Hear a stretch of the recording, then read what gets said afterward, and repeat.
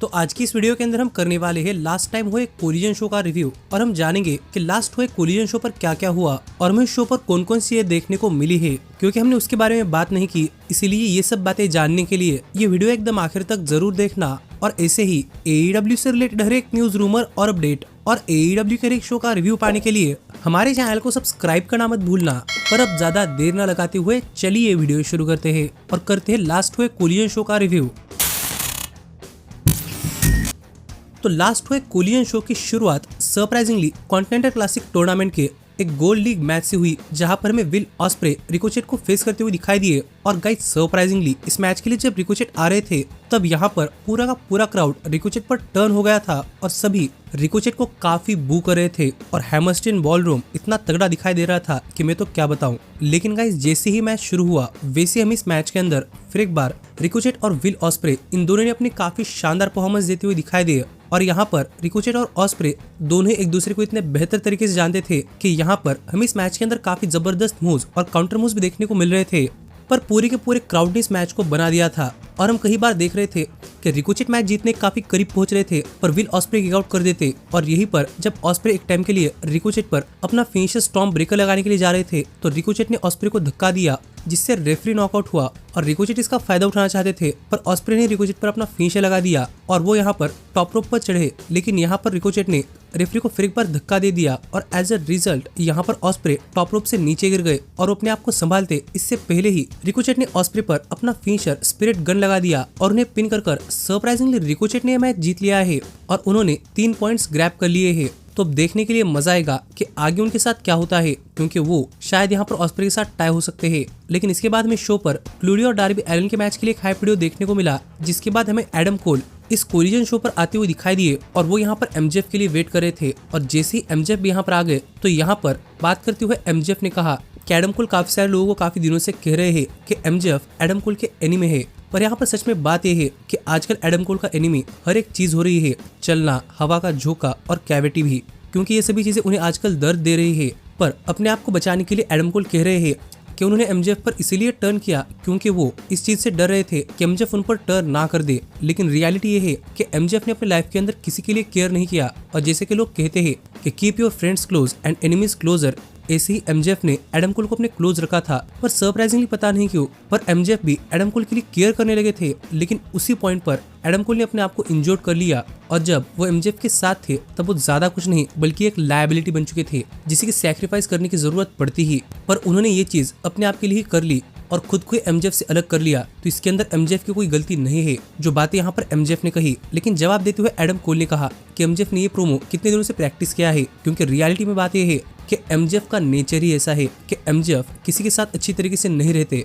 और MJF Adam Cole के ऊपर भी टर्न कर जाते, लेकिन MJF एडम कोल से सिर्फ इसलिए जल रहे हैं क्योंकि एडम कोल ने ये चीज MJF से बेहतर की थी। और MJF जो बताता है कि Adam Cole is better than MJF and MJF knows it. और यहीं पर गुस्से में MJF ने कहा कि हाँ MJF एडम कोल पर टर्न करने वाले थे, लेकिन एडम कोल को ऐसा लग रहा है कि उन्होंने ये चीज पहले कर यहाँ पर बाजी जीत ली है। तो ये सच नहीं है, क्योंकि वर्ल्ड्स एंड पे पर व्यू पर MJF इन सारी चीजों को एंड कर देंगे, जो बातें MJF ने कही। पर एडम कोल ने कहा कि एडम कोल अभी सभी चीजों को एंड करना चाहते हैं और ये कहकर उन्होंने MJF पर अटैक करना स्टार्ट कर दिया। पर यहाँ पर उन्हें रोकने के लिए काफी सारे सिक्योरिटी गार्ड्स आ गए और जब एडम कोल इन सिक्योरिटी गार्ड से फाइट कर MJF की तरफ बढ़े तो यहाँ पर MJF ने उन पर एक लो ब्लो लगा दिया और अपने डायनामाइट डायमंड रिंग से एडम कोल पर अटैक करने के लिए गए।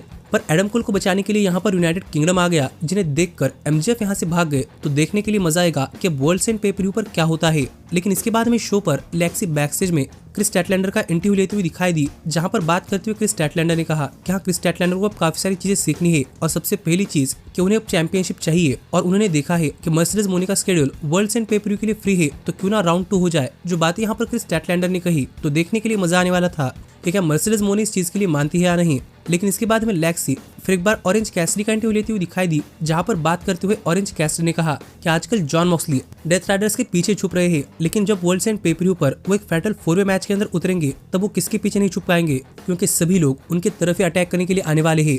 और तब जो जॉन मॉक्सली का हाल होगा वो हाल ऑरेंज कैसिडी करना चाहते हैं और उन्हें इस बात से कोई फर्क नहीं पड़ता कि वो चैंपियनशिप जीते या हारे, लेकिन उन्हें इस चीज से फर्क पड़ता है कि जॉन मॉक्सली को चैंपियनशिप हारनी चाहिए। जो बातें ऑरेंज कैसिडी ने कही, जिसके बाद में शो पर क्रिस स्टैटलैंडर एक 1-on-1 मैच के अंदर फिनोल्फी फोर्ड को फेस करती हुई दिखाई दी। और इस मैच के पीछे की भी अच्छी खासी स्टोरी है, क्योंकि क्रिस स्टैटलैंडर सबसे पहले फिनोल्फी फोर्ड के खिलाफ के मैच के अंदर ही इंजर्ड हुई थी। इसलिए यहाँ पर फिनोल्फी फोर्ड और क्रिस स्टैटलैंडर इन दोनों को काफी सालों बाद एक मैच के अंदर देखने के लिए काफी मजा आ रहा था। और यहाँ पर फिनोल्फी फोर्ड ने इस टाइम क्रिस स्टैटलैंडर के खिलाफ भी अच्छी खासी परफॉर्मेंस दी, जहाँ पर क्रिस स्टैटलैंडर काफी बार अपने पावर का इस्तेमाल कर रही थी।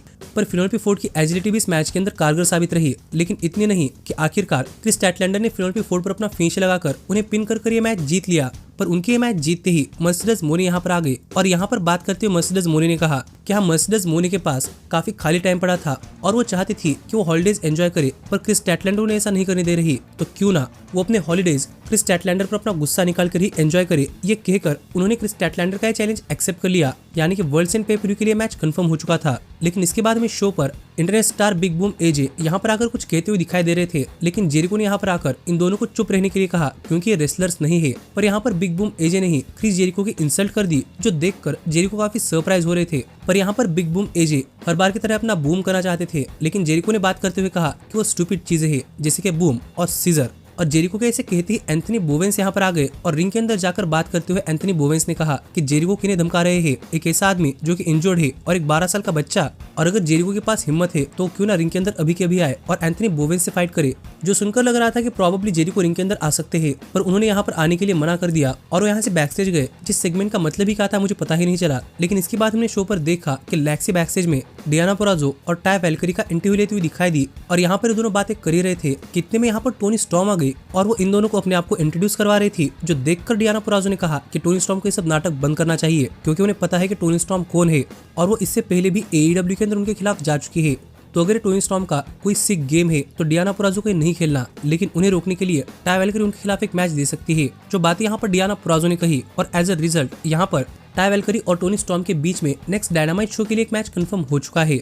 लेकिन इसके बाद में शो पर कॉन्टेंडर क्लासिक के ब्लू लीग के अंदर डेनियल गार्सिया शेल्टन बेंजामिन को फेस करते हुए दिखाई दिए और जैसे ही मैच शुरू हुआ वैसे ही गार्सिया शेल्टन बेंजामिन को जरा भी ओपनिंग ना देते हुए उन पर काफी तगड़ा अटैक कर रहे थे। लेकिन शेल्टन बेंजामिन ने अपनी साइज का एडवांटेज उठाकर इस मैच के अंदर अपना कमबैक किया और गार्सिया पर काफी तगड़ा अटैक कर दिया और गार्सिया पर काफी अच्छे खासे मूव्स भी लगाए। लेकिन यहाँ पर गार्सिया भी गिव अप नहीं कर रहे थे और उन्होंने शेल्टन बेंजामिन पर अपना सबमिशन लगा दिया, जिसे कि रिवर्स कर शेल्टन ने गार्सिया पर ही सबमिशन लगा दिया और सरप्राइजिंगली से छूटते हुए गार्सिया ने शेल्टन बेंजामिन पर एक रोल अप पिन कर दिया और एज अ रिजल्ट गार्सिया ये मैच जीत चुके हैं, जो देखकर शेल्टन बेंजामिन भी काफी सरप्राइज थे। लेकिन उन्होंने भी अब 3 पॉइंट्स ग्रैब कर लिए थे। पर गार्सिया के मैच जीतते ही बॉबी लैशली ने पीछे से आकर गार्सिया पर अटैक करना स्टार्ट कर दिया और यहाँ पर हर्ट सिंडिकेट गार्सिया पर अटैक करने ही वाला था। कितने में यहाँ पर मार्क ब्रिस्को भी स्टील चेयर लेकर आ गए, जिन्हें रोकने के लिए काफी सारे सिक्योरिटी गार्ड्स भी आ रहे थे और यहाँ पर काफी क्योस बन रहा था। कितने में स्वर्व स्टिकलैंड ने टॉप रोप से सभी पर एक स्वर्व स्टॉम्प लगा दिया और गार्सिया के साथ जाकर वो रिंग के अंदर खड़े रहे। और यहाँ पर बात करते हुए स्वर्व ने कहा कि स्वर्व ने पहले से ही कहा है कि वो साल खत्म होने से पहले बॉबी लैशली के ऊपर अपना बदला लेने वाले हैं और इसकी शुरुआत हो चुकी है। जो बातें स्वर्व ने कही तो देखने के लिए मजा आने वाला है कि आगे स्वर्व और बॉबी लैशली के बीच में क्या होता है। लेकिन इसके बाद में शो पर कॉन्टेंडर क्लासिक के ब्लू लीग के अंदर द बीस्ट मोर्टोस को फेस करते हुए दिखाई दिए और यहाँ पर फिर एक बार इस मैच के अंदर बीस्ट मोर्टोस की ताकत और मार्क ब्रिस्को की एजिलिटी ये देखने के लिए काफी मजा आ रहा था। और यहाँ पर ये मैच भी काफी बढ़िया और बैक एंड फोर्थ चला और यहाँ पर बीस्ट मोर्टोस को एक विक्ट्री की काफी जरूरत थी, क्योंकि उन्होंने आज तक कॉन्टिनेंटल क्लासिक के अंदर एक भी पॉइंट ग्रैब नहीं किया और सरप्राइजिंगली यहाँ पर भी वो नहीं कर पाए, क्योंकि इस मैच के आखिरी पॉइंट्स पर मार्क ब्रिस्को ने बीस्ट मोर्टोस पर लगातार 2 बार फ्रॉगी बो लगाया और आखिरकार जे डीलर लगाकर उन्हें पिन कर मार्क ब्रिस्को ने ये मैच जीत लिया है और बीस्ट मोर्टोस फिर एक बार ये मैच हार गए हैं, यानी कि अब तक उनका खाता नहीं खुला और टूर्नामेंट तो खत्म भी होने वाला है। लेकिन इसके बाद हमें जूलिया हार्ट का एक बैकस्टेज सेगमेंट देखने को मिला, जहां पर बात करते हुए जूलिया हार्ट ने कहा कि जूलिया हार्ट ने पहले जेमी हेटर को वार्निंग दी थी कि वो उनके लिए आने वाली है और अब ये माइंड गेम्स जूलिया हार्ट के गेम का प्लान है और अगर जेमी हेटर इसे हैंडल नहीं कर सकती तो वो स्टेप डाउन करे। जो बात यहाँ पर जूलिया हार्ट ने कही तो देखने के लिए मजा आएगा कि इसका जवाब यहाँ पर जेमी हेटर क्या देती है। लेकिन इसके बाद में शो पर एलेक्स मार्वेज बैकस्टेज में मरिया मे का इंटरव्यू लेते हुए दिखाई दिए और उन्होंने मरिया मे से पूछा कि वो थंडर रोजा के डैड को इस कॉन्वर्सेशन के अंदर क्यों घसीट रही है। और यहाँ पर मरिया मे ने कहा कि मरिया मे ने थंडर रोजा के डैड को कॉन्वर्सेशन के अंदर नहीं लाया, थंडर रोजा ही अपने डैड को रिंग साइड पर लाने वाली है, इसीलिए उनके बारे में बातें कर रही है। जो बातें मरिया मे कर ही रही थी, कितने में थंडर रोजा ने यहाँ पर आकर मरिया मे पर अटैक करना स्टार्ट कर दिया और ये फाइट करते करते रिंग की तरफ आ गए, जहाँ पर एक टाइम के लिए थंडर रोजा स्टील चेयर लेकर स्टील स्टेप्स के ऊपर रखकर उस पर स्टील चेयर से अटैक करने वाली थी, पर मरिया मे किस तरीके से बच गई और काफी सारे सिक्योरिटी गार्ड्स ने इन दोनों फीमेल्स को सेपरेट रख लिया। लेकिन आखिरकार यहाँ पर थंडर रोजा ने विमेन्स चैंपियनशिप उठाकर अपनी इंटेंशन इंटेंशंस क्लियर कर दिए कि वो क्या चाहती है। तो देखने के लिए मजा आएगा कि वर्ल्ड्स एंड पे पर व्यू पर क्या होता है। लेकिन इस सब के बाद फाइनली हमें शो का मेन इवेंट देखने को मिला, जहां पर डार्बी एलन कॉन्टिनेंटल क्लासिक के गोल्ड लीग के अंदर क्लूडियो को फेस करते हुए दिखाई दिए और मैच शुरू होने से पहले ही डार्बी एलन ने क्लूडियो पर अटैक करना स्टार्ट कर दिया और वो रैंप की तरफ गए, जहां पर डार्बी एलन ने ट्रस्ट के ऊपर से नीचे क्लूडियो पर अटैक कर दिया। पर जैसे ये सब रिंग के अंदर आए वैसे ये मैच ऑफिशियली स्टार्ट हुआ और तब क्लूडियो ने इस मैच के अंदर अपना कमबैक कर डार्बी एलन पर काफी तगड़ा अटैक करना स्टार्ट कर दिया और ऐसा लग रहा था कि वो यहाँ पर डार्बी को पूरी तरीके से मैन हैंडल कर रहे थे